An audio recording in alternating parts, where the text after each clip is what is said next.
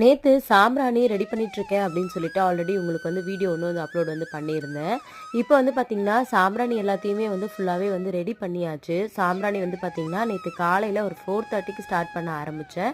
நமக்கு முடியும்போது பார்த்தீங்கன்னா, 1:30 கிட்ட ஆயிடுச்சு. இந்த மாதிரி நெய்யெல்லாம் போட்டு, பன்னீரெல்லாம் போட்டு எல்லாமே பார்த்து பார்த்து தான் நான் என்னோட கையாலே வந்து பண்ணியிருக்கேன். நான் வந்து பார்த்தீங்கன்னா, மிஷின் எதுவுமே யூஸ் பண்ணல. ஃபுல்லாவே கையில தான் பண்றேன் அப்படின்றதுனால கொஞ்சம் இல்ல ரொம்பவே டிலே ஆச்சு. இப்போ பார்த்தீங்கன்னா, ஃபர்ஸ்ட்டு பேட்ச்‌க்காக பண்ணலாம் அப்படின்னு சொல்லிட்டு தான் நான் வந்து ரெடி பண்ணியிருந்தேன். ஆனா வந்து பார்த்தீங்கன்னா, ஃபர்ஸ்ட் பேட்ச்லயே என்னால பாதி பேருக்கு மட்டும் தான் வந்து ரெடி பண்ண முடிஞ்சுச்சு.